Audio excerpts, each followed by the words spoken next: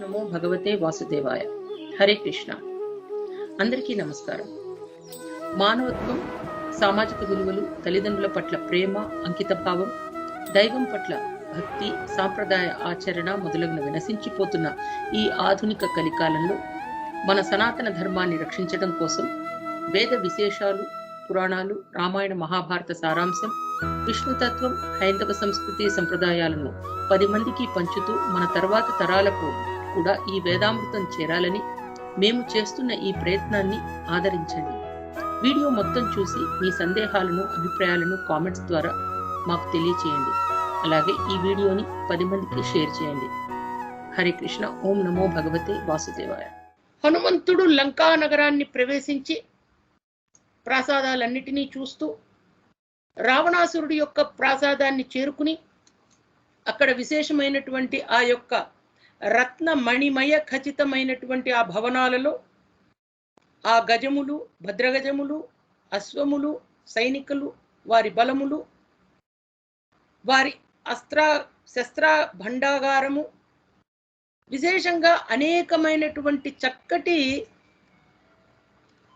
ఆ రహస్యమయమైనటువంటి ఆ లంకా నగరాన్ని చక్కగా గ్రహిస్తున్నాడు హనుమంతుడు. తెలుసుకుంటున్నాడు రావణాసురుడి యొక్క శక్తిని. ఇక్కడ స్వామి కార్యమే తన ధర్మంగా స్వామి చేస్తున్నాడు హనుమంతుడు. రాముల వారి యొక్క కార్యం జానకమ్మ జాడ తెలుసుకోవడం.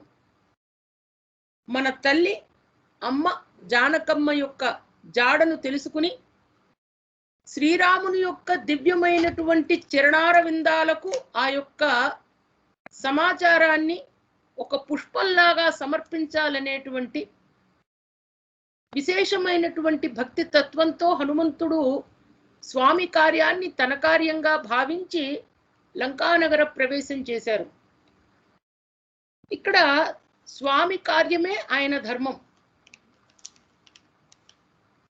అప్పుడు ధర్మం అనే పదానికి మూలార్థం ఏమిటి?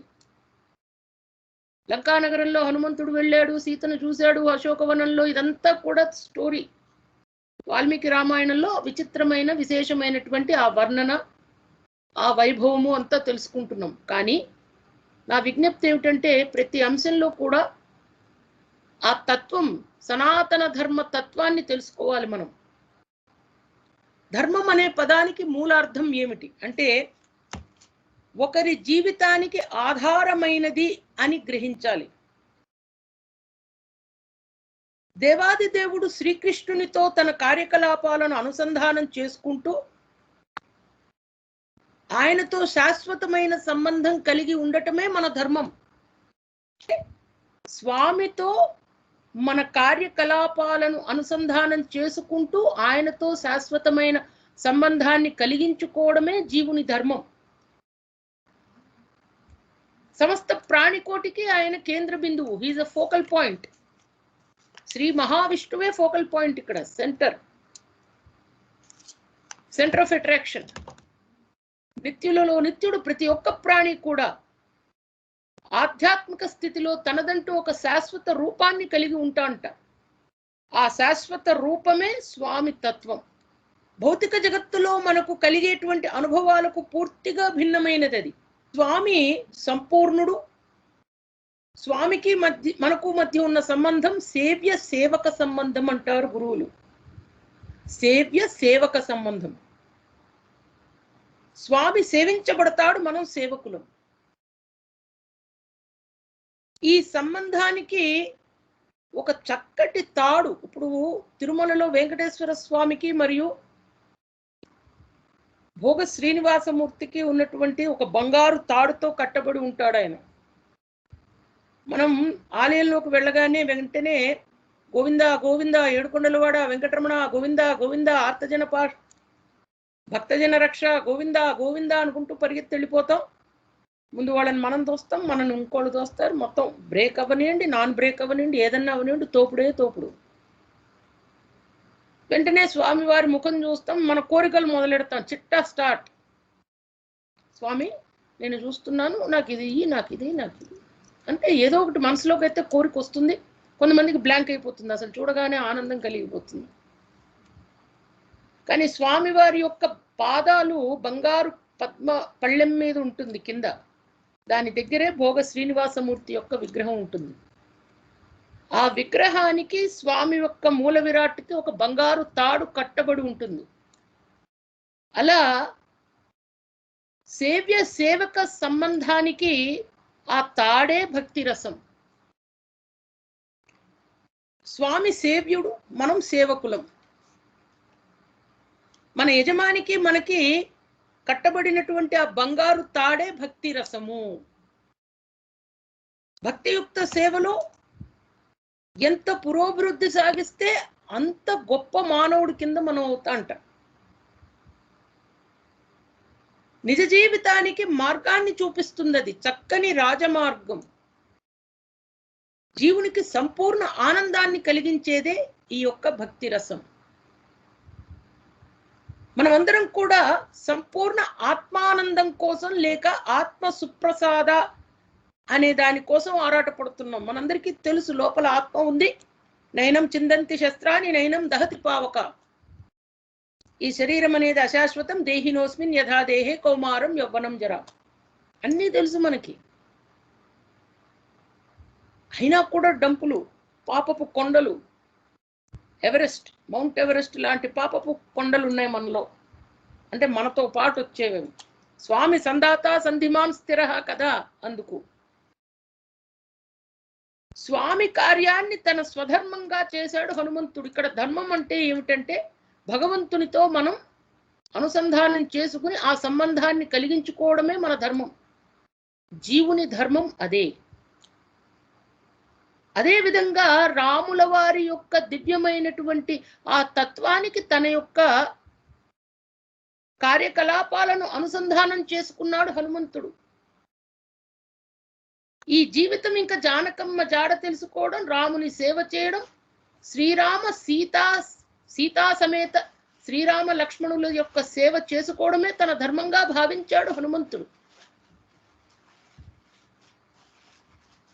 ఆత్మ సుప్రసాద అంటాం మనం. నేను అన్నాను కదా, నర్సరీ తర్వాత దాని ఏమంటారు, ప్రీ స్కూలు, తర్వాత ప్లే స్కూలు, తర్వాత నర్సరీ. నర్సరీకి వచ్చినప్పుడు ఆత్మ అంటే ఏమిటి? ఆత్మ అంటే కొంతమంది శరీరం అనుకుంటారు, కొంతమంది మనస్సు అనుకుంటాం, కొంతమంది ఆత్మ అనుకుంటాం. ఏదో ఉంది, ఒక అబ్స్ట్రాక్ట్ సబ్జెక్ట్ అది. దానికి ఏం తెలియదు మనకి. ఆత్మ ఎక్కడుంది? అది కనపడదు. ఎలా ఉంటుంది? అది తెలియదు. ఉందా లేదా? ఉంది. ఉన్న తర్వాత దాన్ని ఏం చేయాలి? మనం ఏం చేయక్కర్లే, ఆటోమేటిక్ జరిగిపోతూ ఉంటాయి. మన ఇన్వాల్వ్మెంటే లేదు.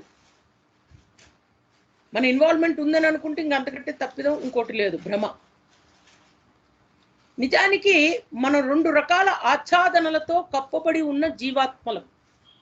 ఆచ్ఛాదనలు అంటే కవరింగ్. ఏ విధంగానైతే ఒక పెద్ద మనిషి కోటు వేసుకున్నాడు అనుకోండి, కోటు మరియు అంగీతో కప్పబడినట్లు నేను అంటే ఆత్మ ఇంద్రియాలతో కూడిన స్థూల శరీరం, మనస్సు, బుద్ధి, అహంకారం అనేటువంటి సూక్ష్మ శరీరంతో ఉంటుంది. స్థూల శరీరం, సూక్ష్మ శరీరం. ఇంద్రియాలతో కూడినది స్థూల శరీరం, కనపడేది, కనులు, ముక్కు, చెవులు, నోరు, ఇవన్నీ. మనస్సు, బుద్ధి, అహంకారం, అంతఃకరణ చతుష్టయం అంటాం. మనస్సు, బుద్ధి, అహంకార సమేతమైనదే సూక్ష్మ శరీరం. అహంకారంతో కప్పబడిన వ్యక్తి దేహాత్మ బుద్ధిని కలిగి ఉండి మీరెవరని అడిగితే ఏం చెప్తాడంటే నేను అమెరికన్ని, నేను భారతీయుడిని అని చెప్తాడు. I'm N Indian, I'm N American. నిజానికి ఇవన్నీ కూడా ఈ శరీరానికి సంబంధించిన ఉపాధులు. అవి నిజరూప స్థితికి సంబంధించినవి కాదు. నిజరూప స్థితి ఏమిటంటే అహం బ్రహ్మాస్మి. ఎవరైతే ఈ యొక్క నిజ స్వరూప స్థితిని తెలుసుకునేటువంటి ఆ యొక్క స్థితికి చేరుకుంటారో అదే వైదిక ధర్మం. అధాతో బ్రహ్మ జిజ్ఞాస. అనేక సార్లు ఈ యొక్క పదములను నేను వాడుతూ ఉంటా. అధాతో బ్రహ్మ జిజ్ఞాస. మానవుడు ఆత్మతత్వం గురించి తెలుసుకోవాలి. స్వామివారు హనుమంతుడు రాముని యొక్క సేవలో జానకమ్మ జాడ తెలుసుకోవడానికి లంకలో ప్రవేశించారు. అది ఆయన ధర్మంగా భావించాడు. ఆయన ధర్మం ఏమిటి? ఆయన యజమాని సుగ్రీవుడు చెప్పాడు కాబట్టి విన్నాడు మాతాజీ అంటే కాదు. భగవంతునితో శాశ్వతమైన సంబంధాన్ని మన కార్యకలాపాలతో అనుసంధానం చేసుకోవడమే ధర్మం. మానవుడు ఇప్పుడు ఆత్మతత్వం గురించి విచారించాలి. ఆత్మజ్ఞానంలో ప్రగతి సాధించడం కొరకే ఈ మానవ జన్మ ఉద్దేశించబడింది.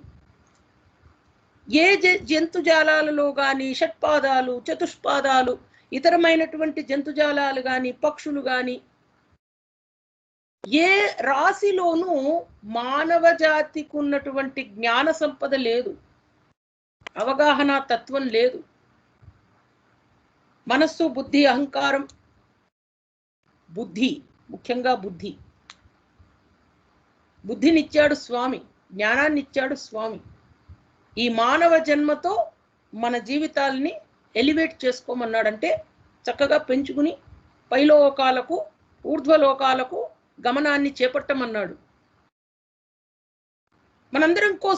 మనందరం కూడా ఆనందం కోసం ఆరాటపడుతూ ఉంటాం. ఆనందమయో అభ్యాసాత్ అంటాం వేదాంత సూత్రంలో. జీవాత్మలుగా మనమంతా కూడా స్వభావరీత్యా ఆనందం పొందాలి. We should satisfy ourselves. ఏమిటా ఆనందం? భూమి, నీరు, నిప్పు, గాలి, ఆకాశం ఇవి స్థూలమైన పంచభూతాలతో స్థూలమైన భౌతిక తత్వాలైనటువంటి అహంకారం, బుద్ధి, మనస్సు ఇవి కప్పబడి ఉన్నాయి. కాబట్టి వీటన్నిటినీ చూసుకుని మనం ఏం చేస్తామంటే ఇంద్రియ తృప్తి కొరకు, శారీరక ఆనందం కోసం కష్టపడతాం. ఈ భౌతిక జగత్తులోని ప్రతి ఒక్కరూ కూడా ఈ ఆనందం కొరకు శ్రమిస్తూ ఉంటారు. కొందరు ఇంద్రియాలకు సుఖాన్ని కలిగిస్తూ, మరికొందరు చిత్రకళ, కవిత్వం, సంగీతం, ఆటలు, పాటలు అనేకమైనటువంటి ఆనంద రీతులను వాళ్ళు అడాప్ట్ చేసుకుంటారు, పాటిస్తూ ఉంటారు. ఏదైనా కూడా చివరికి ఇంద్రియ తృప్తి. ఎందుకంటే అసలు అర్థం చేసుకోలేకపోతున్నది ఏమిటంటే ఆత్మానందం. నాద తనుమనిషం శంకరం నమామి మే మనసా శిరసా నాద తనుమనిషం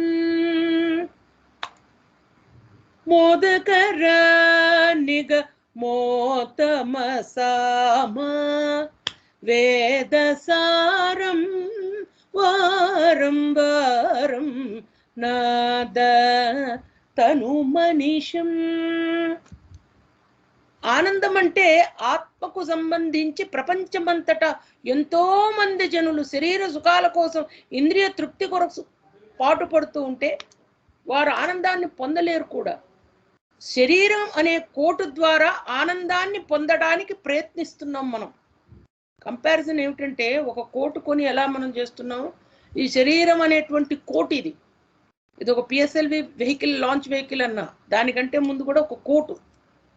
దీని ద్వారా మనం ఆనందాన్ని పొందడానికి ప్రయత్నిస్తున్నాం, కానీ అది సాధ్యపడదు. ఆత్మను ఆనందపరచగలిగినప్పుడే ఆనందం లభిస్తుంది.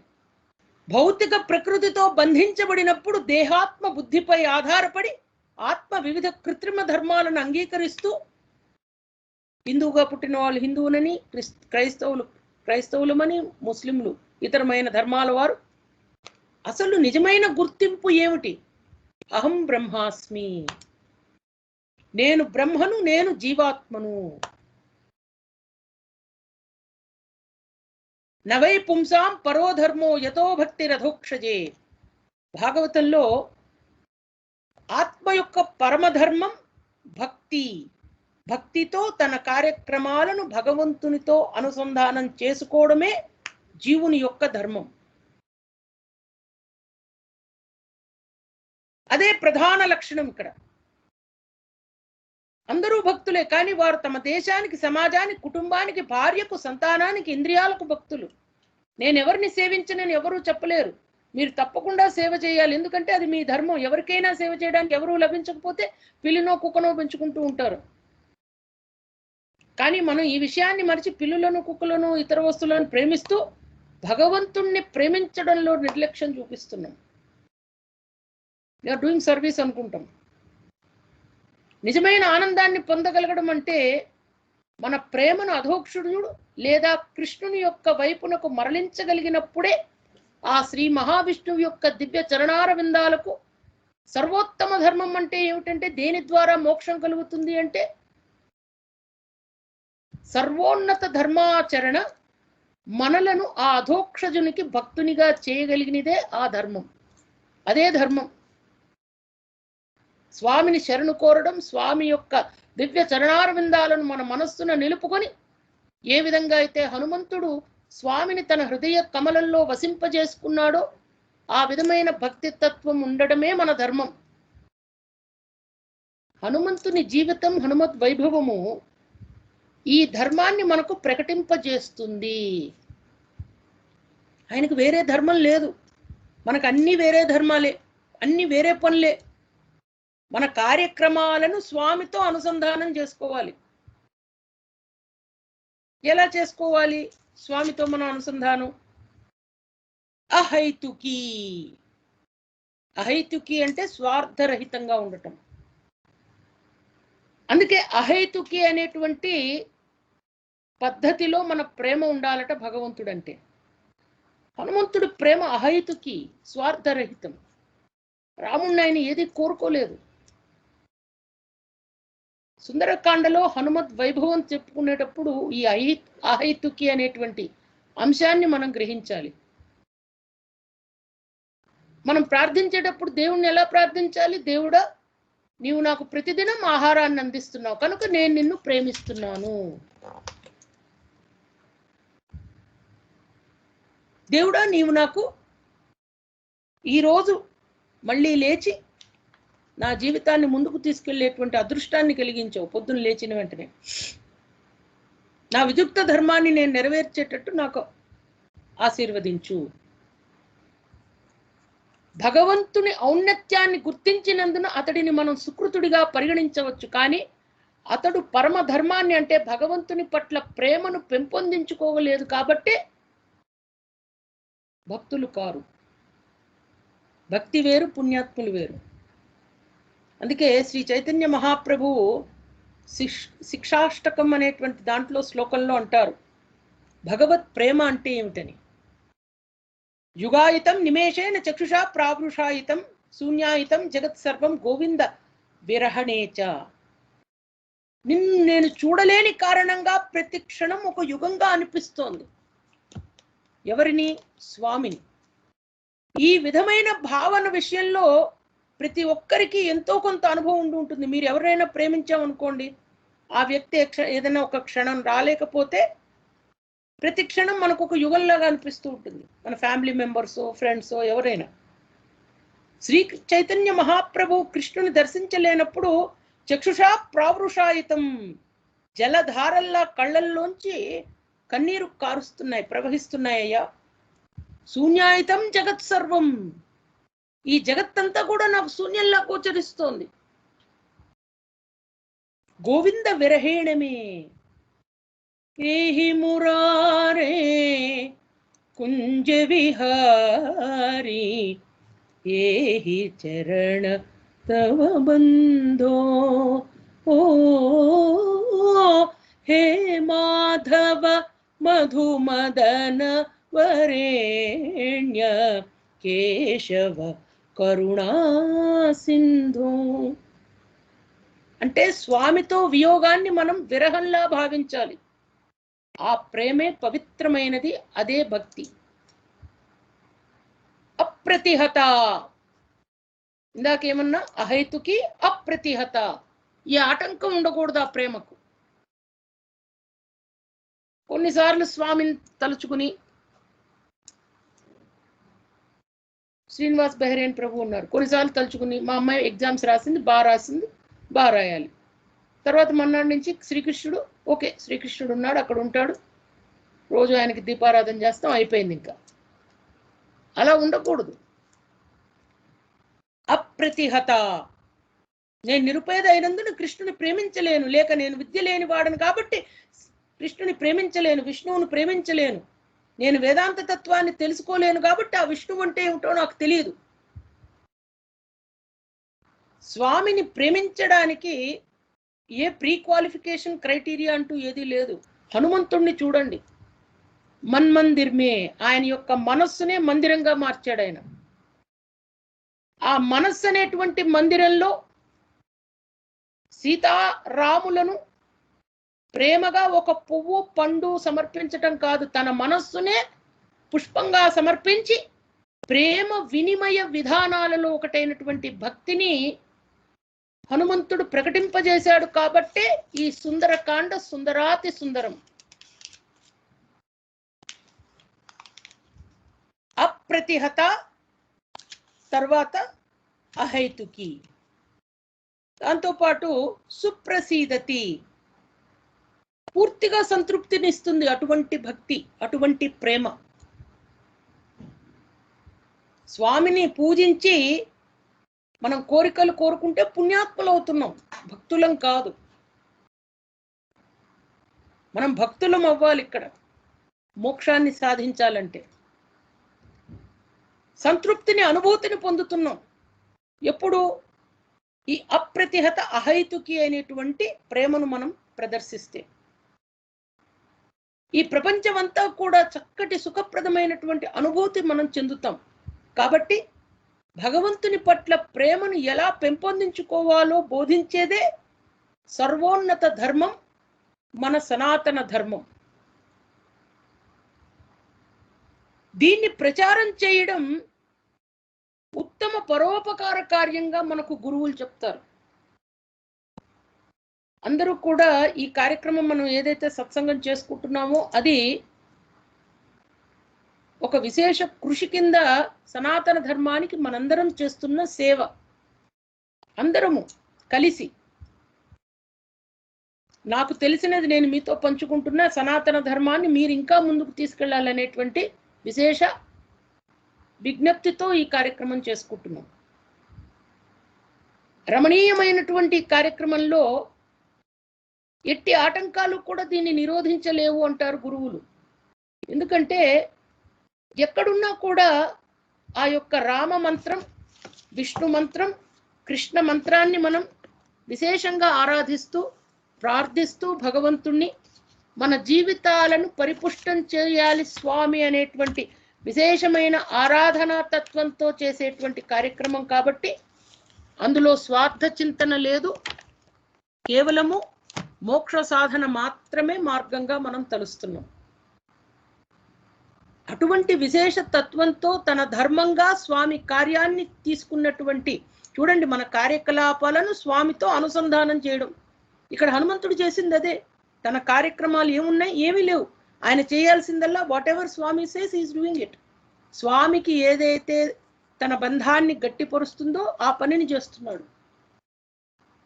ఆ తత్వంతో హనుమంతుడు ఉన్నాడు. కాబట్టి హనుమంతుడు విశేషమైనటువంటి భాగవతోత్తముడు. ఆయన భాగవతోత్తముడు కాదు, సాక్షాత్తు శ్రీరాముని బంటు. ఆయన వెళ్ళాడండి లంక ప్రాసాదంలోకి, రాజప్రాసాదంలోకి. రాక్షసీభిశ్చ పత్నీభి రావణస్య నివేశనం అహృతాభిశ్చ విక్రమ్య రాజకన్యాభిరావృతం. ఇప్పటి వరకు మనం పంజరము, పక్షి ఇవన్నీ ఎందుకంటే మనం ఎవరైనా కూడా భగవంతుని పూజ చేస్తున్నాం, కోరికలు కోరుకుంటే తప్పే ఉందంటే మనం ఓన్లీ పుణ్యాత్ములు అవుతున్నాం, భక్తులు అవ్వట్లేదు. భక్తులు అవ్వడమే ఇక్కడ ఉన్నటువంటి మెయిన్ పాయింట్. ముఖ్యమైన సూచన ఏమిటంటే we should become devotees, we should not become only punyatmas. కోరికలు కోరుకోవడం సమంజసమే. స్వామి వారే చెప్తూ ఉంటారు అన్నిటికీ చివర, మీకు కావాల్సినవన్నీ ఇస్తూ ఉంటా, కావాల్సినవన్నీ ఇస్తూ ఉంటా, కరెక్టే. కానీ కేవలం దానికే మన యొక్క జ్ఞానాన్ని లిమిట్ చేసి, పరిమితం చేసి మన జీవితాలను వృధా చేసుకోకుండా ఉండగలగడమే భక్తి అనేటువంటి తత్వం. భగవంతుణ్ణి మనని కలిపి ఉంచేది ఆ భక్తి మాత్రమే. ఎన్నటికీ కూడా భక్తి నుంచి వేరుపడకుండా భక్తి మాత్రమే శాశ్వత ఆనందాన్ని ఇస్తుంది. కాబట్టి హనుమంతుడు ఆ శాశ్వత ఆనందాన్ని పొందినటువంటి అదృష్టవంతుడు. ఆయన ఏది కోరుకోలేదు, తనకంటూ ఏది కోరుకోలేదు. అందుకని ఆయన పుణ్యాత్ముడు కాదు, భక్త వరేణ్యుడు. రాక్షసీభిశ్చ పత్నీభి రావణస్య నివేశనం అహృతాభిశ్చ విక్రమ్య రాజకన్యాభిరావృతం. ఆ మహాప్రాసాదంలో రాక్షస స్త్రీలైన రావణ పత్నులతో, రావణాసురుడికి ఒకళ్ళు కాదు ఇద్దరు కాదు, కనపడిన వాళ్ళందరూ పత్నులే. అతడు పరాక్రమంతో బలంగా తీసుకువచ్చిన రాజకన్యలతో నిండిపోయిందట రాజప్రాసాదం అంతా, ఆల్ లేడీస్. మరి దుర్మదాంధుడు కదా, మోహంతో కామంతో కప్పబడినటువంటి వాడు. మరి రాజకన్యలు రాక ఇంకెవరు వస్తారు? అందుకే అంటారు ఎంత పూజ చేస్తే ఉంది, చివరికి ఒక స్త్రీ పరస్త్రీ వ్యామోహంతో భ్రష్టత్వం చెందినవాడు ఎవరయ్యా అంటే రావణాసురుడు. ఆయన చేసినన్ని పూజలు ఇంకెవరు చేయలేదు. మహాతపస్సంపన్నుడు. తన్న క్రమకరాకీర్ణం తిమింగిల ఝషాకులం వాయువేగ సమాధూతం పన్నగైరివ సాగరం. ఆ మహాప్రాసాదం ఎలా ఉందంటే మొసళ్లతో, ప్రమాదకరమైనటువంటి మొసళ్ల వంటి మత్స్యములతో, వీటన్నిటినీ హతమార్చి మింగివేయగల తిమింగములతో, చేపలతో, విష సర్పములతో, ఆకాశం అంత ఎత్తు ఎగురుతున్నటువంటి ఆ ఉవ్వెత్తు తరంగాలతో వ్యాప్తమైన మహాసాగరం వలె ఉందట. అదంతా ఓ పెద్ద పెద్ద తటాకాలన్నీ పెట్టుకున్నాడు. రాజప్రాసాదం, లంకా నగరానికి బయట తటాకాలు, లోపల మళ్ళీ ప్రాసాదం, ప్రాసాదం లోపల అంతఃపురం, అంతఃపురం చుట్టూ ఇవంతా ప్రొటెక్షన్, లేయర్స్ ఆఫ్ ప్రొటెక్షన్ అన్నమాట. అంటే అరలుగా ఆయన ప్రొటెక్షన్ అంతా ఉంది. యాహి వైశ్రవణే లక్ష్మి యా చేంద్రే హరివాహనే సా రావణ గృహే సర్వ నిత్యమేవానపాయిని. ధనపతి అయిన కుబేర భవనమునందలి సంపద్ వైభవములు, ఉచ్చైశ్రవముగా కలిగినటువంటి ఇంద్రుని ఐశ్వర్యముల శోభ అంతా కూడా రావణాసురుడి యొక్క భవనంలో తేజరిల్లుతూ కనపడిందిట. అక్కడ ఉచ్చైశ్రవం అనేటువంటి అశ్వం గాని, ఐరావతం అనేటువంటి ఏనుగు గాని, కల్పవృక్షము, పారిజాత వృక్షము, ఇవన్నీ అమరావతి యొక్క శోభలు, ఇంద్రుని యొక్క నగరం. ఆ శోభలన్నీ ఇక్కడ కనపడుతున్నాయట. అంత వైభవంగా ఉంది రావణాసురుడి యొక్క లంక. యాచరాగ్న కుబేరస్య యమస్య వరుణస్య చ తాదృశీ తద్విశిష్ట వా బుద్ధి రక్షో గృహేష్విహ. రావణుని యొక్క గృహమే కాదు, పుత్రులు, సోదరులు, మంత్రులు, ఫ్రెండ్స్, ఫ్యామిలీస్ అందరి యొక్క గృహాలు కూడా సంపద్ వైభవములు. ఎలా ఉందంటే కుబేరుడు, యముడు, వరుణుడు వారి సంపదలు ఎంత వైభవంగా ఉంటాయో అంత వైభవంగా ఉందట. సమృద్ధులైనటువంటి సంపదలతో ఉంటుందిట ఆ యొక్క లంకానగర శోభ. ఆ మహాప్రాసాద మధ్య భాగంలో ఒక విచిత్ర భవనం ఉందట. అంటే ఆయన యొక్క అంతఃపురంలో మధ్యలో ఇంకో భవనం ఉంది. ఆ మహాప్రాసాద మధ్య భాగంలో ఒక విచిత్ర భవనం ఉందిట. అది మత్తవారణ ప్రతిమలు, అత్యద్భుతమైనటువంటి ప్రతిమలట. ప్రతిమలు అంటే బొమ్మలు. అద్భుతంగా నిర్మించబడి దానిని మారుతి కాంక్షించి చూశాడట. దదర్శ పవనాత్మజ. Very beautiful building, very beautiful paintings తోంది. విశ్వకర్మ బ్రహ్మదేవుని కొరకై పుష్పకం అనేటువంటి పేరు కలిగినటువంటి ఆ దివ్య విమానాన్ని కూడా రత్నాలతో దివ్యందు స్వయంగా నిర్మించి ఇచ్చాడట. కుబేరుడు తీవ్రమైన తపస్సు వనర్చి బ్రహ్మదేవుని అనుగ్రహంతో దానిని పుష్పకముగా కానుకగా పొందాడట. కుబేరుడు పొందితే కుబేరుడి మీద తన యొక్క పరాక్రమాన్ని చూపించి రావణాసురుడు ఆ పుష్పక విమానాన్ని చేజిక్కించుకున్నాడు. విమానం పుష్పకం నామ సర్వరత్న విభూషితం పరేణ తపసాలేఖే యత్ కుబేర పితామహాత్. కుబేర మోజసా జిత్వా లేభే తద్రాక్షసేశ్వర. ఆ పుష్పకమందలి స్తంభములన్నీ వెండితో ఉండి, నిన్న మనం చెప్పుకున్నట్టు క్రీడామృగముల బొమ్మలు మళ్ళీ వర్ణిస్తున్నాడు వాల్మీకి ఆ పుష్పక విమానాన్ని. అందుకే పుష్పక విమాన శోభ అనేది ఒక విశేషమైనటువంటి అంశం సుందరకాండలో. కనువిందు చేస్తూ ఉంటుందిట ఆ పుష్పక విమానం. అందుకే 1కి 2 సార్లు 3 సార్లు దీని యొక్క ప్రస్తావన మనకు వాల్మీకి రామాయణంలో వస్తుంది. ఆ పుష్పకం అంతటా కూడా నేత్రపర్వం గావించే గుప్త గృహాలు ఉన్నాయట. లోపలే చిన్న చిన్న ఇళ్ళు, మళ్ళీ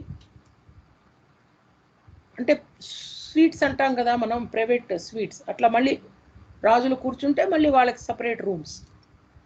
అది విశ్వకర్మచే చక్కగా నిర్మించబడి అగ్ని జ్వాలలతో సూర్య రశ్మితో సమానంగా వేల కొలది సూర్యులు ఒకేసారి ప్రకాశిస్తే ఎలా ఉంటుందో అంత శోభతో ఉందిట, బంగారు మెట్లతో. అందలి వేదికలు చూడ ముచ్చటగా ఉన్నాయట. ఆ పుష్పకం యొక్క కిటికీలు గవాక్షాలు బంగారంతో స్ఫటికములతో నిర్మితములై అక్కడ ఉన్నతములైన వేదికలు ఉండి ఇంద్ర నీలాలతో ఆ స్టేజెస్ ఉన్నాయి. వాటి మీద కొన్నిసార్లు వాళ్ళు ప్రయాణం చేస్తూ పర్ఫార్మెన్సెస్. విద్రుమేణ విచిత్రేణ మణిభిశ్చ మహాధనే నిస్తులాభిశ్చ ముక్తాభి తలేనాభి విరాజితం. అందులో అమూల్యమైన మణులు గుండ్రని ముత్యాలతో అద్భుతంగా విరాజిల్లుతూ ఉన్నటువంటి ఆ పుష్పక విమానాన్ని చూసి అక్కడ అందులోకి విమానం పుష్పకం దివ్యం ఆరురోహ మహాకపి. ఎంతైనా వానర హృదయం, ఆ హృదయంతో స్వామి ఒక్కసారి దాన్ని ఎక్కేశాడట. అధిరోహించాడు స్వామి హనుమంతుడు. దేన్నమ్మ? పుష్పక విమానాన్ని. కూటాగార్వైర్ వరాకారై వివిధై సమలంకృతం విమానం పుష్పకం దివ్యం ఆరురోహ మహాకపి. అధిరోహించేశాడు మన హనుమంతుడు. ఆ పుష్పక విమానాన్ని చూశాడు చూశాడు చూశాడు చుట్టూ పరిగెత్తాడు. మళ్ళీ స్తంభాలన్నీ పట్టుకుని పరిగెత్తాడు. అన్నీ చూస్తున్నాడు. ఆ ఇంద్రనీలాలు, మణులు, ముత్యాలు, వైడూర్యాలు, రత్నాలు, ఆ స్తంభాలు, వెండి స్తంభాలు, బంగారు మెట్లు, ఎంతో శోభతో ఉన్నటువంటి ఆ యొక్క పుష్పక విమానాన్ని చూసి దాన్ని ఎక్కేశాడు ఆయన.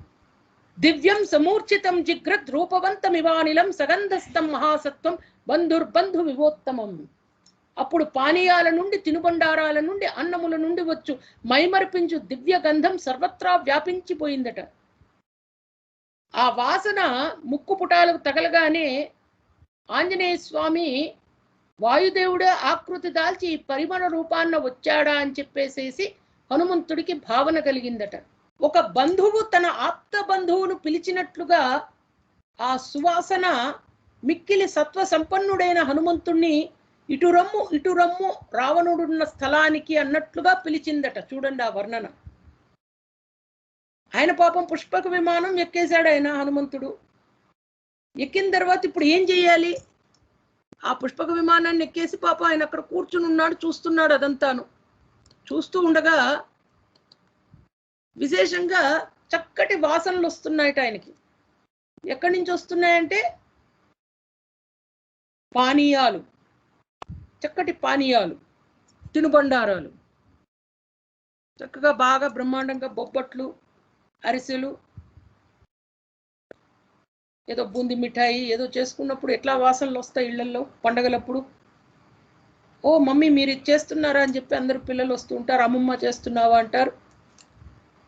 ఇప్పుడంతా మమ్మీ కల్చర్ కదా, అమ్మ అనే కల్చర్ లేదు. అమ్మ చేస్తున్నావా, తింటామని చెప్పి పరిగెత్తుకొస్తారు. అలా ఆ వాసనలన్నీ కూడా స్వామివారి యొక్క నాసాపుటములకు తాకి వాయుదేవుడే హనుమంతుడికి చెప్తున్నట్టుందిట, నాయన నువ్వు రాయిటు, ఇంకా ఎంత వెతుకుతావు నాయన, చిన్న పిల్లవాడు, వాయుదేవుడు కుమారుడు కదా, నా బిడ్డ అలిసిపోతున్నాడు, కమ్ ఇక్కడున్నాడు రావణాసురుడు అని చెప్పి చూపిస్తున్నట్టుందిట. రావణాసురుడు ఉన్నటువంటి ప్రాంతానికి తీసుకుని వెళ్తున్నట్టు. అనంతరం ముందుకు సాగుతున్న హనుమంతుడు తతస్థాం ప్రస్థితశాలాం దదర్శ మహతీం శుభాం. పుష్పక విమానం ఎక్కాడు, వాసనలు వస్తున్నాయి. ఆ వాసనలు వస్తున్న చోటికి రమ్మని గాలి వాయుదేవుడు చెప్తున్నట్టుందట హనుమంతునికి. ముందుకు సాగుతున్న హనుమంతుడు శుభ ఆకృతి గల ఒక విశాలమైన శాలను చూశాడట, ఓ పెద్ద ఓపెన్ స్పేస్ ని. కాంత తన కాంతునకు ప్రియమైనట్లు అది మనోహరమైన సర్వాంగ సుందరి వలె రావణునకు అత్యంత ప్రియమైన శాలట. ఓ పెద్ద ఆడిటోరియం లాగా బ్రహ్మాండమైన చక్కటి అంతఃపురంలో ఉన్నటువంటి ఒక పెద్ద రూమ్. ఆ శాల సోపానములకు మణులు తాకబడి, కిటికీలు బంగారంతో నిర్మించబడి, భూతలము స్ఫటికములతో పొదగబడి, నేలంతా కూడా గ్రౌండ్ ఫ్లోరింగ్ అంతా కూడా స్ఫటికాలతో ఉందిట. స్ఫటికములు, మెట్లన్నీ కూడా మణులు, స్టెప్స్ అన్ని మణులు, కిటికీలన్నీ కూడాను బంగారం, ఆ శాల యందు అనేక మణిస్తంభాలు ఉన్నాయట. మణులే, అన్ని స్తంభాల నిండా మణులే. అవి వెండి బంగారాలతో ముక్తాభిశ్చ ప్రవాళైశ్చ రూప్య చామీకరేరపి విభూషితాం మణిస్తంభై సుబహుస్తంభభూషితాం. వెండి బంగారాలతో సమంచితములై కాంతులీనుతూ వాటి పైనుంచి ముత్యాలు ప్రవాళాలు వేలాడుతున్నాయట.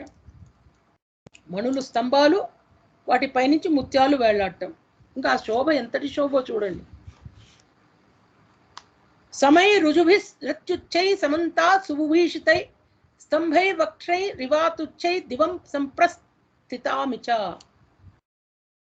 అక్కడి స్తంభాలు సమానములై ఏమాత్రం వంకర లేనివే అత్యున్నతముగా ఆమూలాగ్రము అలంకృతములై ఉన్నాయి. ఎక్కడా వంకర టింకర లేదు. కూలిపోతున్న దాని ఏమంటారు, స్లిప్పింగ్ పిల్లర్స్ లేకపోతే ఫాల్టీ పిల్లర్స్ కావన్నీ. బ్రహ్మాండంగా నిర్మితమైనటువంటి ఆకాశాన్ని తాకుతున్నటువంటి ఆ యొక్క స్తంభాలట. ఫ్లోరింగ్ లో అంటే భూతలము అంటాం మనం. మహత్యా కుధయాస్తీర్ణం పృథివీ లక్షణాంకయా. ఫ్లోరింగ్, ఆ ఫ్లోరింగ్ అంతా ఎలా ఉందంటే నదులు, సముద్రాలు, గిరులు, వనాది లక్షణములు గల విశాలమైన చిత్రమైనటువంటి రత్న కంబళం, కార్పెట్. మనం ఇప్పుడే కాశ్మీర్ కార్పెట్స్ అవి ఇవి ఏవో పేర్లు పెట్టుకుంటాం. కానీ ఇక్కడ చూడండి, అప్పట్లోనే లంకానగరంలో రాజప్రాసాదంలో భూతలముపై, భూమిపై, నేల మీద ఫ్లోరింగ్. ఫ్లోరింగ్ మీద నదులు, సముద్రాలు, గిరులు, వనాది లక్షణములు గల విశాలమైన చిత్రమైనటువంటి రత్న కంబళం. అందువల్ల అది రాష్ట్రములతో వరుసలు గట్టిన గృహాలతో అలరారుతున్నట్టి విపుల ధారాతలం వల్లే తోచుస్తోంది అందరికీ. అంత సుందరంగా ఉంది ఆ కార్పెట్ కూడా. దివ్యములైన పరిమళాలతో శోభిల్లుతోందట ఆ రాజప్రాసాదం అంతా. చక్కటి సుగంధాలు, సర్వోత్తమములైనటువంటి ఆస్తరణాలతో అట్టి భవనమున రావణాసురుడు నివసిస్తున్నాడు. ఆయన భవనం అంత అత్యద్భుతంగా ఉంది. ఆయన యొక్క శోభ అంత తేజోమయంగా ఉంది. ఆయన యొక్క రాజప్రాసాద విభూతి అంత మత్తెక్కించేటట్టుంది. అది స్వచ్ఛమై హంసల వలె శ్వేత కాంతి శోభితమై మన సంహ్లాద జననీం వర్ణశ్చాపి ప్రసాదినీం తాం శోకనాశినీం దివ్యాం శ్రియ సంజననీమివ. స్వచ్ఛంగా ఉందిట ఆ భవనం అంతా. హంసల ఏ విధంగా శ్వేత శోభతో ఉంటాయో ఆ విధంగా ఉందిట. వన్య చిన్నెలు రంగులకే హంగులు కూరుస్తూ శోకాలను పారద్రోలుతూ సర్వ దివ్య సంపదలకు జనని అయిన ఆ శాలను హనుమంతుడు చూశాడట. చూసి ఇది స్వర్గమా? చూడండి ఆయన ఆలోచన. స్వర్గో యం దేవలోకో యం ఇంద్రస్యేయం పురీ భవేత్. ఆయన ఆశ్చర్యపోయాడు. ఇది స్వర్గమా? ఇది 33 కోట్ల దేవతలకు నిలయమైన దేవలోకమా? ఇది ఇంద్ర వైభవములకు నిలవైన అమరావతియా? దివ్య తపశ్చర్యలకు ఫలరూపమైన పరాసిద్ధియా అని చెప్పి ఆలోచించాడట. సిద్ధిర్వేయం పరాహిస్యాత్ ఇత్యమన్యత మారుతి. ఎంత విశేషంగా ఉంది ఇది. ఇది అమరావతియా? దేవలోకమా? స్వర్గమా? ఏమిటిది? జూదమునందు ఆరితేనన్న వారిచే జూత క్రీడయందు ఓడించబడి దీర్ఘ ఆలోచనలో పడిన జూదరుల వలె బంగారు కాంతులతో స్తంభాలున్నాయటంటే అక్కడ మళ్ళీ ఒక పాప కార్యక్రమం గురించి ఆలోచించినట్టే హనుమంతుడి యొక్క ఆలోచన. అంత జూదశాల లాగా ఉందనేటువంటి తత్వం. దీపజ్వాలలతో అక్కడ అప్పట్లో ఈ బల్బు కనిపెట్టిన థామస్ ఆల్వా ఎడిసన్ లేడు. కానీ అక్కడ దీపజ్వాల దీపానాంచ ప్రకాశేన తేజస రావణస్య చ. దీపజ్వాలలు ఉన్నాయి, రావణాసురుడి తేజస్సు ఉంది, ఆభరణాల ప్రకాశం ఉంది. అక్కడ వెలుగు జిలుగులు 3 రకాలు. ఒకటి దీపజ్వాలలు, ఇంకోటి రావణాసురుడి తేజస్సు, మూడోది ఆభరణాల ప్రకాశం. అది దేదీప్యమానమై హనుమంతుడు తలిచాడట. ఇంకా అక్కడ స్త్రీలు కనపడుతున్నారండి ఇప్పుడు రావణాసురుడి అంతఃపుర మందిరంలో. తతోపశ్యత్ కుధాసీనం నానా వర్ణాంబరస్రజం సహస్రం వరనారేణ్యాం నానావేష విభూషితం. నానా విధాలైన వస్త్రములు పూలమాలలు ధరించిన స్త్రీలు అక్కడ. కంబళములపై శయనించిన వారు వేల కొలది సుందరీమణులను చూస్తున్నాడు. ఆ నారీమణులు అర్ధరాత్రి వరకు బాగా తాగేశారు. మద్యపానము, క్రీడా వినోదము, వీటితో అలసిపోయి నిద్ర కమ్ముకొస్తున్నట్టు తూలిపోతున్నారట. అంతా మద్యపానం చేశారు వాళ్ళు. చూడండి, ఆ పబ్ కల్చర్ అప్పుడు కూడా ఉండింది. రాక్షస గృహాలంటే పబ్స్, డిస్కోస్, పబ్స్ అంటాం కదా ఇప్పుడు మనం. అనంతరం వాడు గాఢమైన నిద్రలో మునిగిపోతున్నారు. వారంతా తమోభరితమైనటువంటి జీవితాలు, అంధకార బంధురమైనటువంటి అజ్ఞానభరితమైనటువంటి, కేవలము ఇందాక అన్నట్టు భౌతిక ఆనందానికి మాత్రమే విలువనిచ్చేటువంటి వారు అజ్ఞానులు. నిద్రాముద్రితులైన వారి ఆభరణాలు నిశ్చలంగా ఉండిపోయాయి కాబట్టి నిశ్శబ్దం లేకుండా ఉన్న వాళ్ళ ఆభరణాలన్నీ నిద్రపోతున్నారు. అందరూ పడిపోయారు మత్తుతో. ఆభరణాలు కూడా సౌండ్ చేయట్లేదు. కదలక మెదలకు ఉన్న హంసలతో తుమ్మెదలతో కూడిన మహాపద్మ సరస్సు వలె ఆ దృశ్యం ఒప్పుతోందట. అక్కడ కమలాలన్నీ కూడా కదలకుండా ఒకే చోట ఎట్లా ఉంటుందో ఆ సుందరీమణులందరూ అలా పడి ఉన్నారు అక్కడ ఆ శాలలో. తాసాం సంవృతదంతాని మీలితా క్షీణి మారుతి అపశ్యత్ పద్మగంధీని వదనాని సుయోషితం. నిద్రిస్తున్న చక్కని వనితల దంతాలు, పళ్ళు వారి పెదవులు కప్పేశాయట. వారి నేత్రాలు మూసుకుపోయినాయి, ముఖాలన్నీ. అట్టి స్త్రీలను హనుమంతుడు చూస్తున్నాడు అక్కడ. ఆయన దగ్గరికి వెళ్ళి చూస్తున్నాడు ఒక్కొక్కళ్ళని, సీతమ్మ ఎక్కడుందని.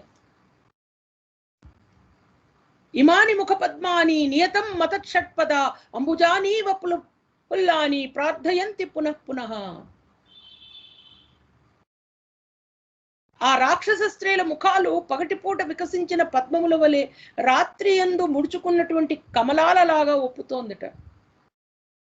సర్వ శుభలక్షణాలతో ఒప్పుతున్నటువంటి ఆ కపివరుడు యుక్తియుక్తంగా ఇలా ఆలోచిస్తున్నాడు. ఆయన ఏమనంటే, సౌరభాది గుణములను బట్టి అవి జలజ సదృశములని తలచి తటస్థ భావము కలిగినటువంటి హనుమంతుడు ఆ స్త్రీలను పద్మములుగానే భావించాడు. ఆయన అట్టి భామినులతో, స్త్రీలతో, నారీమణులతో తేజరిల్లుతున్న ఆ రావణుని యొక్క భవనశాల తారకలు అంటే నక్షత్రాలతో శోభిల్లుతున్న నిర్మల ఆకాశంలాగా ఉందిట. ఈ రావణాసురుడు సా తస్య శుశుభేశాల తాభిస్త్రీభిర్విరాజిత శారదీవ ప్రసన్నాద్యౌ తారాభిరభిశోభిత. ఆ తరుణీమణులతో పరివేష్టితుడైన రావణాసురుడు తారల మధ్య ఉన్నటువంటి నిండు పున్నమి జాబిల్లి చంద్రుడిలాగా ఉన్నాడు. మిగిలి ఉన్న పుణ్య విశేషం గల తారలన్నీ అంబరం నుండి అవనిపై రాలుతున్నట్టు ఇవన్నీ కూడా ఈ భూమి మీదకి యాశ్చవంతే అంబరాత్తార పుణ్యశేష సమావృత ఇమాస్తా సంగత కృష్ణ ఇతి మేనే హరిస్తదా. అవన్నీ కూడా నేల మీదకి రాలి ఈ నారీమణుల కింద మారినాయా అన్నట్టున్నారట. హనుమంతుడు అప్పుడు ఈ విధంగా తలపోసాడట. ఏమనంటే, ఈ రూపాలు రతిక్రీడా సమయంలో ఆ యువతుల యొక్క పెద్దవి అయిన లావైన పూమాలలు తారుమారై వారి ఆభరణములు అట్నుంచి తొలగి క్రమంగా వారు అలసి చొలసి నిద్రలో మునిగిపోతూ ఆ యొక్క రూపాలన్నీ చూస్తున్నాడు హనుమంతుడు. అంటే తాగిన తర్వాత వాళ్ళకేం తెలియదు కదా, మద్యపాన మత్తులవుతారు. వ్యావృత్త గురుపీన సక్క కీర్ణ వరణభూషణ పాన వ్యాయామ కాలేషు నిద్రాపహృత చేతసః. కొందరు తిలకాలు చెదిరిపోయినాయి, అందెల స్థానాలు తప్పిపోయినాయి, కంఠహారాలు జారిపోతున్నాయి, కొందరి ముత్యాల హారాలు చిన్నములే మీద పడి ఉన్నాయి, కొందరి వస్త్రాలే తొలగిపోయినాయి, కొందరి మొలనూల ఆభరణాలు చిన్నములే కింద పడి ఉన్నాయి. అటు ఇటు పొరలుతున్న ఆడు గుర్రపు పిల్లల వలె వాళ్ళంతా కూడా ఒకళ్ళ మీద ఒకళ్ళు మద్యపాన మత్తులై పడున్నారట లంకలోని రావణాసురుడి యొక్క రాజప్రాసాదంలో ఆ నారీమణులు. కొందరి కుండలాలు తెగిపోయి కింద పడి ఉన్నాయి, కొందరు పూలమాలలు తెగిపోయినాయి, కొంతమంది కాంతల వక్షస్థలాల మీద ఉన్నటువంటి హారాలు చంద్ర సూర్య కిరణ తుల్యములుగా ఉన్నాయట. చంద్రాంశు కిరణాభాశ్చ హారా కాంసిచి ఉత్కటా హంస ఇవ బభుత్సుప్త స్తన మధ్యేషు యోషితాం. అవన్నీ కూడా ఎలా ఉన్నాయంటే వాటి శరీరాల మీద ఒక సరస్సులో ఉన్నటువంటి హంసల వలె ఉన్నాయట. వాళ్ళ శరీరాలన్నీ ఒక సరస్సులాగా ఉంది, ఒక కాలువలాగా ఉంది. కొంతమంది కాంతల వైడూర్య మణిహారాలు కలహంసలా అన్నట్లు, కొన్నేమో ఆ యొక్క హంసలలాగా, కన్నె లేడి పిట్టలలాగా. ఆ వర్ణన అంతా అత్యంత రస శోభాయమానంగా చేశారు వాల్మీకి మహర్షి. కొందరు రావణ పత్నులు రావణుని ముఖమను భావనతో తమ పక్కనున్నటువంటి సవతుల ముఖాలను, ఆ వర్ణన చూడండి, రావణానన శంకాశ్చ కాశ్చిద్ రావణ యోషిత ముఖాని స్వసపత్నీనాం ఉపాజిఘ్రన్ పునః పునః. ఆ రాక్షస స్త్రీలు లేదా రాజకన్యలు, నారీమణులు ఎవరైతే అక్కడ రావణ పత్నులు ఉన్నారో మద్యపాన మత్తులై పక్కనున్నటువంటి స్త్రీలు వాళ్ళ సవతులే, ఆ సవతుల ముఖాలను చుంబిస్తున్నారట రావణాసురుడి ముఖం అనుకుని. వారందరూ కూడాను అత్యర్థం సక్త మనసో రావణేత వరస్త్రియ, రావణాసురుణ్ణి వరించారు. రావణాసురుడితే బంధించబడి వరించిన వారు, వరించి వచ్చిన వారు ఇరువురు ఉన్నారు. 2 కేటగిరీస్. సపత్నులకు సంతసమును కూర్చుచూ కొందరు మదవతులు బాహువులని, ఈ చేతుల్ని ఈ విధంగా తలగడలుగా పెట్టేసుకుని అలా నేల మీద పడు కూర్చున్నారట. యౌవన మదమునకు చూడండి, యౌవన మదమునకు ఊరు పార్శ్వకటీ పృష్టం అన్యోన్యస్య సమాశ్రిత పరస్పర నివిష్టాంగ్యో మదస్నేన వశానుగాహ. యౌవన మదము, ఈ పప్స్ డిస్కోస్ ఏదైతే ఇప్పుడు మనం అనుకుంటున్నామో అవన్నీ కూడా కలి పురుషుడు ఉన్నటువంటి శాలలు. మద్యపానం, దయా తపస్ శౌచం సత్యం, మద్యపానము, పశువధశాలలు, అనైతిక సంబంధాలు ఉండేటువంటి గృహాలు, వ్యభిచార గృహాలు, బంగారం, ఇవన్నీ కూడా కలిపురుషుడు నివసించే స్థలాలు. యౌవన మదమునకు ప్రేమ అనురాగములకు లోనైన ఆ కాంతలందరూ పరస్పరము కూడా ఒక స్త్రీ మాలగా వారంతా పడుకుని ఉన్నారట. అందరూ స్త్రీలే. హనుమంతుడు పాపం వెతుకుతున్నాడు, మధ్యలో మధ్యలో చూస్తున్నాడు, ఎక్కడైనా అమ్మవారు కనపడుతుందంటే అందరూ ఇదే బ్యాచ్, ఇంకో బ్యాచే లేదు అక్కడ. రావణుని స్త్రీల సముదాయము ఒక లతా వనములాగా ఉందట. లతానాం మాధవే మాసి పుల్లానాం వాయుసేవనా. అంటే దాన్ని బట్టి మనం రావణాసురుడి యొక్క మనస్సును, ఆ తత్వాన్ని అర్థం చేసుకోవచ్చు. ఎంత దుర్మదాంధుడో. రావణుడు గాఢ నిద్రలో ఉండగా ప్రజ్వరిల్లుతున్నటువంటి కాంచన స్తంభ దీపముల్లాగా రాజిల్లుతున్న రావణ కాంతలను చూసి చాలా ఆశ్చర్యపోయాడట హనుమంతుడు. చూసి కొందరు రాజర్షులు, పితృదేవతలు, దైత్యులు, గంధర్వుల కాంతలను, రాక్షస కన్యలను రావణుని ఎడగల మోహంతో అక్కడికి వచ్చి చేరారు. అతడు బాగా డబ్బున్నవాడు కదా. ఇప్పుడు డబ్బున్నవాడు ఎలా ఉన్నా సరే వచ్చి చేరుకుంటారు, ఎందుకంటే డబ్బు ఉంది కదా, మనీ. యుద్ధ కాంక్షతో రావణాసురుడు అపహరించిన వారు కొంతమంది ఉన్నారట, బలవంతంగా తెచ్చుకుని లొంగ తీసుకున్న వాళ్ళు. మరికొందరు కామాతురులే రావణాసురుణ్ణి మోహించి ఇక్కడికి వచ్చిన వారు. అక్కడ అప్పుడు హనుమంతుడు అనుకుంటున్నాడు, నతత్ర కాచిత్ ప్రమదా ప్రసహ్య వీర్యోపపన్నేన గుణేన లబ్ధ నచాన్య కామాపి నచాన్య పూర్వ వినావరార్హాం జనకాత్మజాం తాం. మహాసాధ్వి అయిన జానకి తప్ప వారిలో రావణాసురుడు కామాతురుడై తన పరాక్రమాన్ని చూపి బలవంతంగా తీసుకువచ్చిన వనిత ఒక్కతయూ లేదు. అందరూ వారంతటి వారు వచ్చేశారు. కొందరినితను యుద్ధంలో గెలుచుకొచ్చాడు, కొందరు ఆ విధంగా.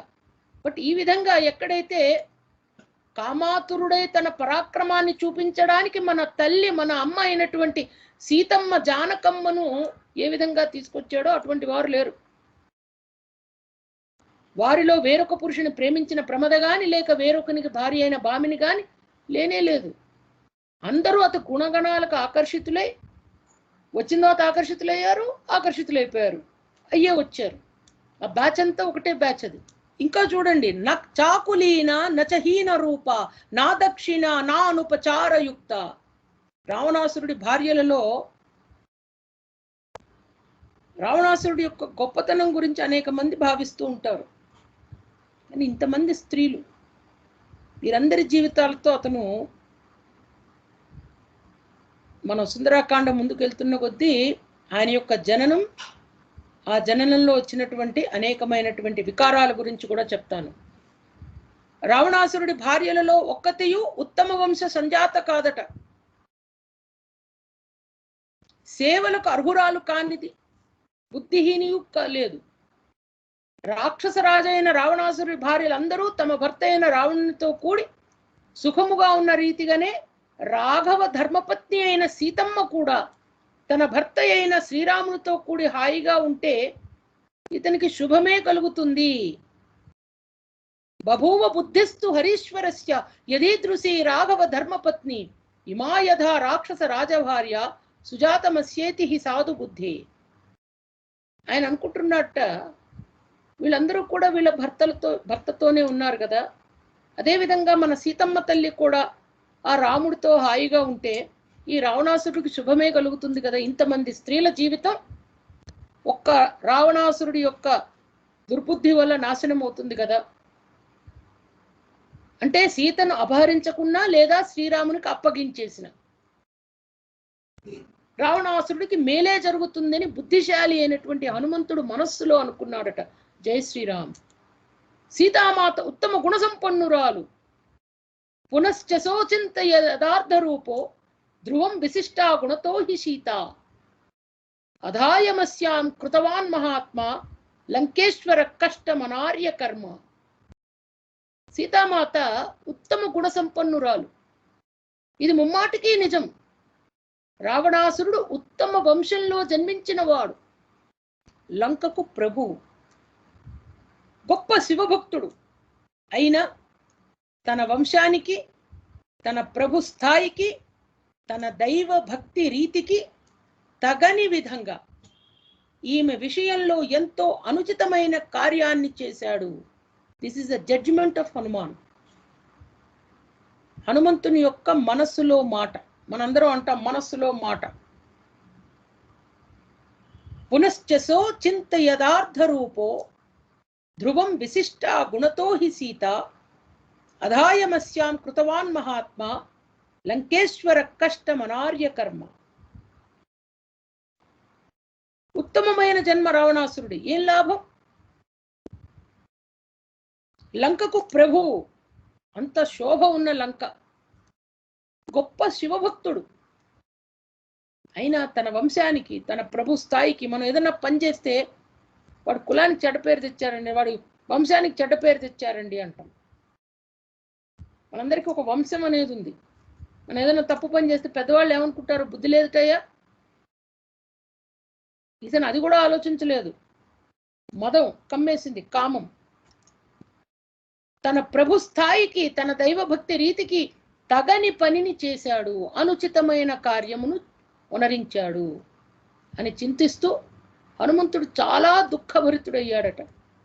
దుఃఖభరితుడై సీతాదేవి జాడకు అతి నిశితముగా వెతుకుతున్న హనుమంతుడు ఆ మహాభవనంలో ఒక తల్పాన్ని చూశాడండి, ఒక పెద్ద బెడ్ని చూశాడు, శయనాశయము. ఆ బెడ్ ఎలా ఉందంటే స్ఫటికాలతో రత్నాలతో భూషితమై, దంతపు నగిషీలతో బంగారు చిత్రాలతో అలరారుతూ అత్యుత్తమమైనటువంటి చక్కటి అలంకారాలతో ఉందిట ఆ శయన ఆసనము. శయన ఆసనము అంటే బెడ్. దాంత కాంచన చిత్రాంగై వైడూర్యైశ్చ వరాసనై మహార్హస్తరణోపేతై ఉపపన్నం మహాధనై. అంటే ఇప్పుడు రావణాసురుడి యొక్క బెడ్ చూస్తున్నాం మనం. ఇప్పటి వరకు ఆయన యొక్క అంతఃపురం అంతా చూసాం, అక్కడ ఉన్న స్త్రీలను చూసాం. ఆ శయనాసనమునకు ఊర్ధ్వ భాగాన దివ్యమైనటువంటి మాలలతో అలంకృతమైన చంద్రుని వలె ఉన్నదట ఒక ఛత్రం. ఆ ఛత్రము ఆ శయనం పైన ఉందంటే ఒక పెద్ద గొడుగులాగా. బంగారంతో నిర్మితమై సూర్య కిరణములతో సమానమైన కాంతులు కలది అశోక పుష్ప మాలికలతో వ్యాప్తమైనటువంటి ఆ పరమ ఆసనము తల్పాన్ని చూశాడు హనుమంతుడు. చూసి అక్కడున్న చాలా మంది స్త్రీలు నుంచునున్నారట, ఛత్రచామర వీస్తూ, ఆ గొడుగులు పట్టుకుని ఇట్లా చామరాలు వీస్తూ, విసనకర్రలు, పెద్ద పెద్ద విసనకర్రలు, నెమలి పింఛంతో కూడిన చామరములు, అవి కూడా సుగంధ భరితములై ఉన్నాయట. ఆ చామరాలు కూడా శ్రేష్టములైన ధూపములతో పరివ్యాప్తమై మేలైన అస్తరణములతో కప్పబడి ఉన్నటువంటి ఉన్ని కంబళ్ళు. ఉన్ని కంబళ్ళు అంటే పరమాస్తరణాస్తీర్ణం అవికాజన సంవృతం దామభిర్వరమాల్యానాం సమంతాద్ ఉపశోభితం. ఆ యొక్క బ్లాంకెట్స్, కంబళ్ళు కూడా అంత విలసిల్లుతున్నాయట అందాలతో, సుగంధ పుష్పమాలికలతో అంతటా శోభిల్లుతూ ఉంటే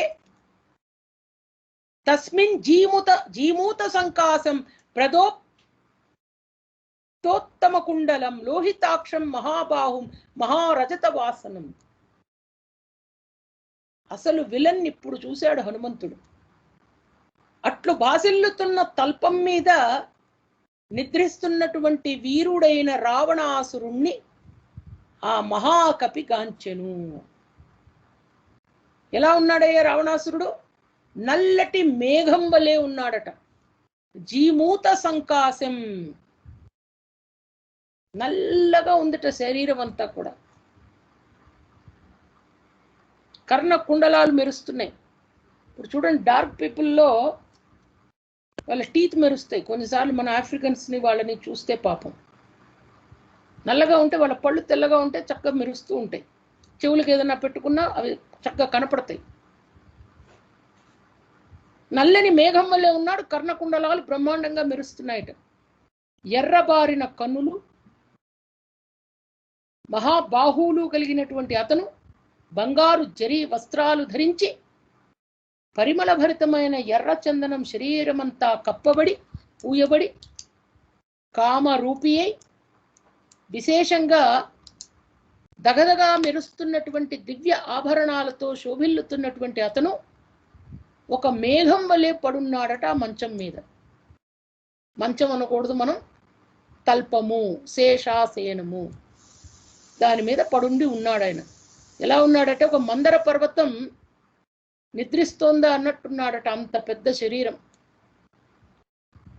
అటువంటి రావణాసురుణ్ణి చూస్తూ హనుమంతుడు ఉద్విగ్నుడై తలపోసినటువంటి భావనలు ఏవైతే ఉన్నాయో, ఎందుకంటే మొట్టమొదటిసారి రావణాసురుడిని చూస్తున్నాడు, అతడే రావణాసురుడని అర్థమైపోయింది. లంకానగరం, రాజప్రాసాదం, అంతఃపురం, అంతఃపురంలో శేషసే ఆయన యొక్క రత్న ఆసనం, ఆ యొక్క తల్పము, ఆ రత్న తల్పం మీద మందర పర్వతం నల్లని మేఘంలాగా పడున్నాడు. రావణాసురుడు హాయిగా నిద్రపోతున్నాడు. నిద్రపోతున్న రావణాసురుడిని చూశాడు హనుమంతుడు. తదనంతరం ఆయన మనస్సులో కలిగినటువంటి భావాలన్నిటినీ రేపటి సెషన్లో మనం తెలుసుకుందాం. హరే రామ హరే రామ రామ రామ హరే హరే, హరే కృష్ణ కృష్ణ కృష్ణ హరే హరే, హరే రామ రామ రామ హరే హరే, హరే కృష్ణ కృష్ణ కృష్ణ హరే హరే. సనాతన ధర్మం గురించి తెలుసుకోవడానికి జగద్గురువైన శ్రీకృష్ణుని కృపతో మనమంతా డాక్టర్ భవానీ మాతాజీ గారి ప్రవచనాలు విందాము. భగవంతుని సేవలో భాగంగా నామపారాయణ చెయ్యండి. ఇంకా సనాతన ధర్మం ఛానల్ సబ్స్క్రైబ్ చేయండి, లైక్ చేయండి, షేర్ చేయండి, కామెంట్ చేయండి. హరే కృష్ణ.